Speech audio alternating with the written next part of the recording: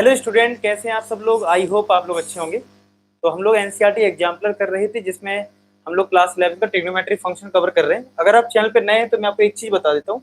जैसे for example अगर आप अपने चैनल पे जाते हैं, यूट्यूब चैनल पे मैथमेटिक्स स्टडी हब, तो क्लास 11 के लिए क्या क्या चीज़ें हैं वो आप एक बार अच्छे से देख लें। जैसे आप इस पे आते हैं, होम पे भी आते हैं, तो यहाँ पे आप देखोगे क्लास 11 का, ये सारा क्लास 12 का। जब आप अगले साल आओगे तो बहुत सारी चीज़ें हैं। ये तो एनसीईआरटी पूरा सॉल्यूशन आपको यहाँ पे मिल जाएगा। साथ के साथ एनसीईआरटी एग्जाम्पलर हम लोग सॉल्व कर रहे हैं पूरा chapter wise. One shot videos, यानी पेपर आ गए जल्दी से रिवीजन करना है। वन शॉट वीडियोस, एमसीक्यू जो नया पैटर्न है उसके क्वेश्चन आप कर सकते हैं। इंपॉर्टेंट क्वेश्चन, बिल्कुल इंपॉर्टेंट क्वेश्चन करने हैं तो यहाँ से कर सकते हैं। सारी चीज अवेलेबल है आपके लिए, ठीक है। तो आप इसको यूज करें। तो जरा देख लेते हैं हम लोगों ने लास्ट क्लास में कहाँ तक क्वेश्चंस करे थे। अगर आपने क्लास की है लास्ट क्लास, जरा चेक करो हमने लास्ट क्वेश्चन कौन सा किया है। तो हमने लास्ट क्वेश्चन किया था 63, तो आज हमें करना है 64 से स्टार्ट। तो क्वेश्चन नंबर 64 है हमारे पास। In a triangle ABC with angle C is equal to 90 degree, with angle C is equal to 90 degree, the equation whose roots the equation whose roots are the equation whose roots are tan A and tan B। ऐसी equation बतानी जिसके roots जो हैं वो tan A tan B है, ठीक है। और ये फिल इन द ब्लैंक्स चल रहे हैं हमारे, ठीक है। आपको इक्वेशन सॉल्व करनी है, इक्वेशन फॉर्म करनी है, ठीक है बेसिकली। अब देखो कोई भी इक्वेशन जिसके दो रूट हैं, अगर ये बोलूं मैं ये अल्फा है और ये बीटा है, तो क्या 10th क्लास में हम लोगों ने एक फॉर्मूला पढ़ा था, formation of quadratic polynomial x square minus alpha plus beta into x plus alpha into beta, yes और नो, इक्वल टू 0। सीखा था कि नहीं सीखा था। तो यहाँ पे जो अल्फा बीटा है वो tan A tan B है। तो यानी हमें क्या चाहिए होगा, tan A plus tan B की वैल्यू फाइंड आउट करनी होगी कैसे भी करके, और इंटू एक्स, और आपको चाहिए होगा tan A into tan B, और आपको चाहिए होगा tan A into tan B। समझ रहे हो। तो x square minus tan A plus tan B into x plus tan A into tan B equal to 0। तो ये आपको सॉल्व करना है। अब यहाँ पे देखें तो tan A प्लस बी की बात करूं, अगर मैं इसकी tan A प्लस बी की, tan A plus tan B की, तो ये कैसे मिलेगा। चलो इसको इधर ही छोड़ देते हैं, यहाँ पे कुछ वैल्यूज निकालते हैं। अगर एंगल C 90 डिग्री है तो क्या कह सकता हूं कि A प्लस बी 90 आएगा। अब अगर tan A plus tan B या tan A into tan B निकालना है तो आपको tan बोथ साइड तो लेना ही पड़ेगा, यानी कि tan A plus B is equal to tan 90। tan 90 क्या होता है, अनडिफाइंड यानी कि इनफाइनाइट, यानी 1/0, 1/0 होता है tan 90। और tan A प्लस बी का फॉर्मूला क्या होता है, tan A plus tan B upon 1 minus का tan A tan B। Cross multiply करो तो ये 0, यहाँ पे आएगा 1 माइनस का tan A tan B। तो finally tan A tan B की वैल्यू तो आपको मिल गई, कितनी, 1। ये तो आपका 1 आ गया, ये तो आपका 1 आ गया। अब आपको चाहिए क्या है, अब आपको चाहिए tan A plus tan B। अब ये कहाँ से मिले, तो देखो यार डायरेक्ट तो आपके पास ऐसा कुछ है नहीं, तो आप क्या करो, क्योंकि आपने जो फॉर्मूला लगाना था वो लगा लिया, वहां से तो मिला नहीं। तो अगर आपको इसको सिंप्लीफाई करना है तो साइन अपॉन कॉस लिख लो, sine A upon cos A, sine B upon cos B. तो अगर मैं यहाँ पे अगर एलसीएम ले लूं, तो अगर मैं यहाँ पे एलसीएम ले लूं कॉस ए कॉस बी, तो ये कितना बन जाएगा, sine A cos B plus sine B into cos A, यही तो आएगा, चेक करें जरा। और ये किसका फॉर्मूला है, ये किसका फॉर्मूला है, ये फॉर्मूला है साइन ए प्लस बी का। किसका फॉर्मूला है, साइन ए प्लस बी का, साइन ए प्लस बी का फॉर्मूला है कॉस ए कॉस बी।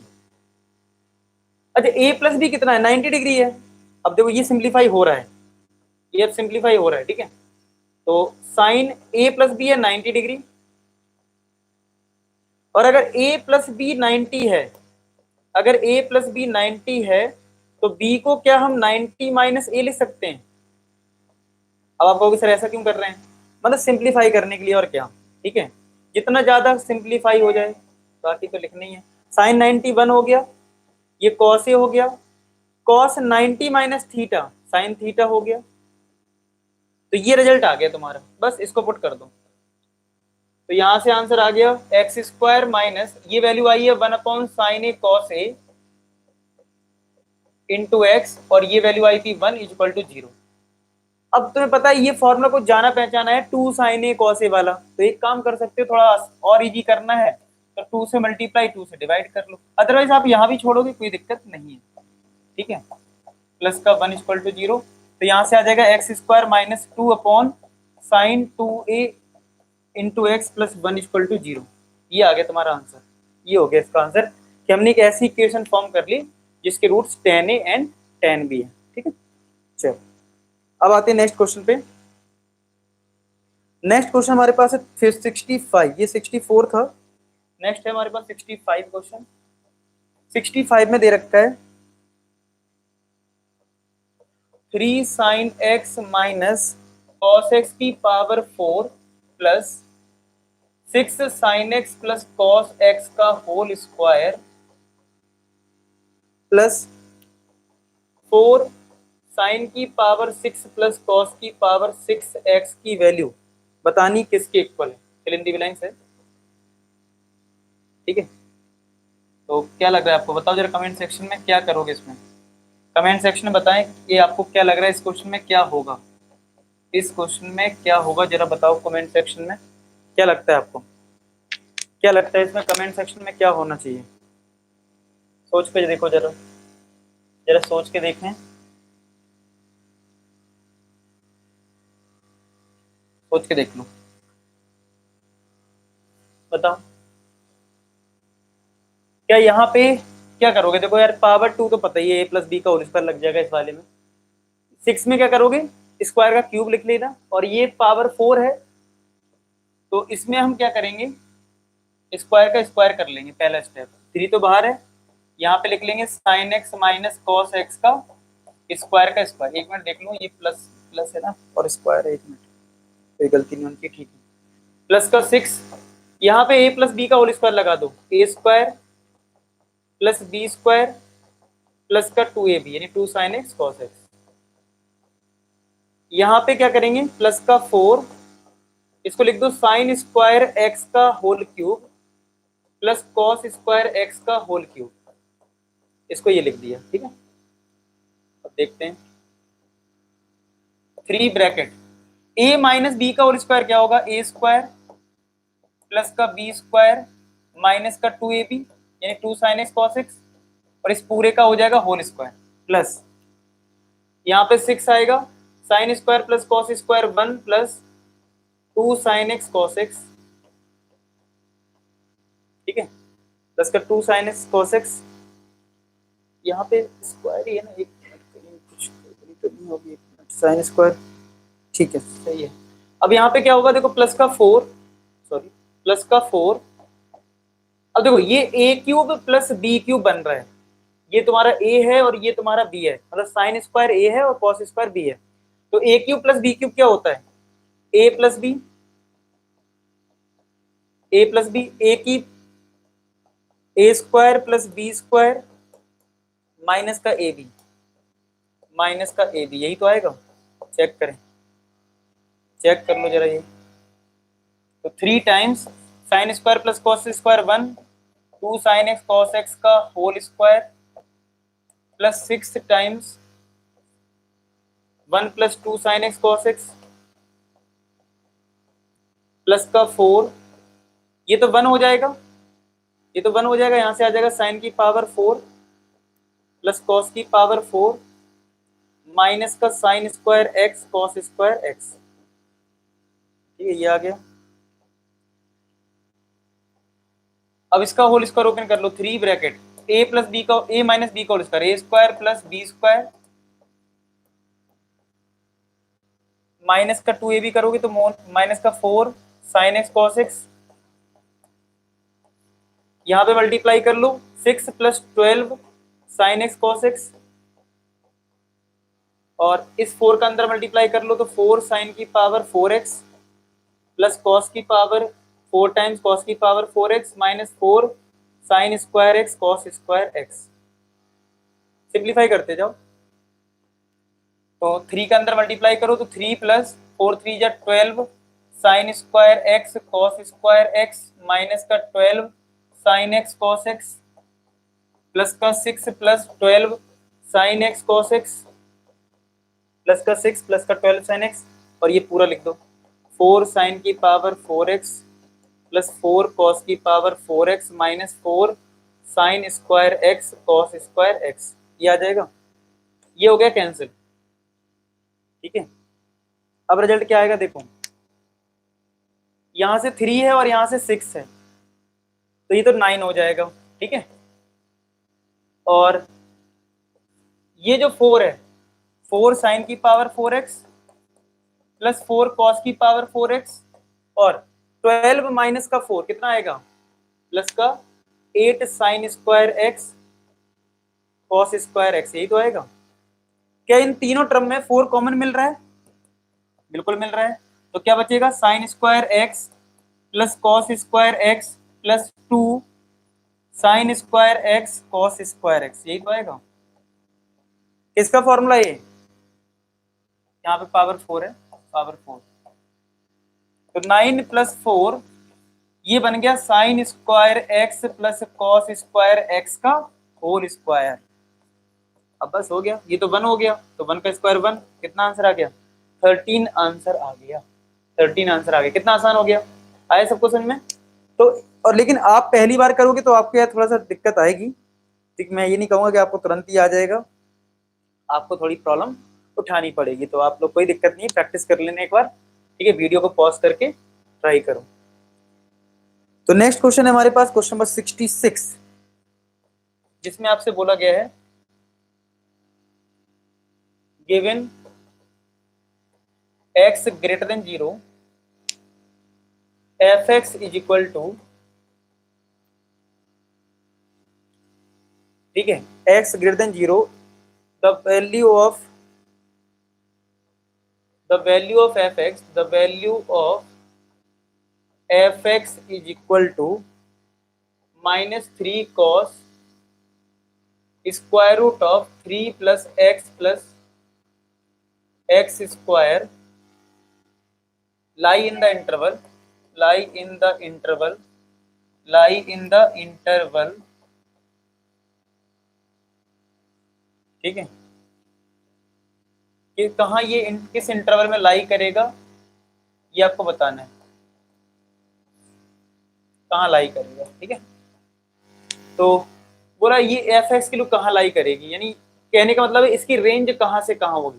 भाई कभी ये पूछा जाता है कि इसकी वैल्यू कहाँ से कहाँ लाई करेगी, इसका मतलब ये पूछना चाह रहा है कि इसकी रेंज क्या होगी, यहाँ कहाँ से कहाँ तक जाएगा। देखो कॉस की अगर मैं बात करूं, कॉस्ट में कुछ भी लिखा हो भाई एक्स ही तो होगा, डोमेन ही तो होगा, लेकिन आप एक्स के लिए कुछ भी पुट करोगे कॉस की वैल्यू तो -1 से 1 के बीच में होती है, फिक्स है, ये फिक्स है। कॉस के अंदर यहाँ पे कुछ भी आए ज्यादा ज्यादा क्या होगा +1, मिनिमम क्या होगा -1। अब -3 आ गया यहाँ पे, अब -3 का अगर मैं मल्टीप्लाई करूं तो एक तो ये +3 हो जाएगा, इनइक्वालिटी रिवर्स हो जाती है, याद रखना इनइक्वालिटी रिवर्स होती है माइनस से मल्टीप्लाई करने से। कैसे? अगर मैं कह रहा हूँ 1 2 से 2 1 से बड़ा है, अगर माइनस का मल्टीप्लाई करूंगा तो अल्टीमेट -1 बड़ा हो जाएगा ना, इनइक्वालिटी रिवर्स होती है। तो यहाँ पे -3 आ जाएगा जो तुम्हें चाहिए है, और ये भी रिवर्स होके -3। तो इसकी रेंज क्या आ गई -3 से लेके +3 तक, तो इसका आंसर क्या आ गया -3 से 3। ठीक है, इसकी रेंज क्या आ गई -3 से 3। आई होप आपको ये चीज क्लियर हो गई होगी। नेक्स्ट क्वेश्चन है हमारे पास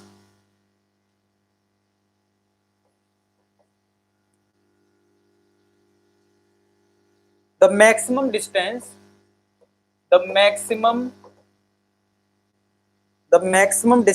a point, the maximum distance of a point on the graph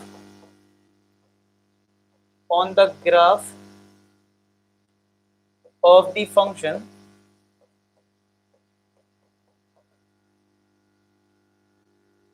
y is equal to square root of 3 sine x plus cos x from x axis इज कितना मैक्सिमम डिस्टेंस होगा from of a point on the graph of this function.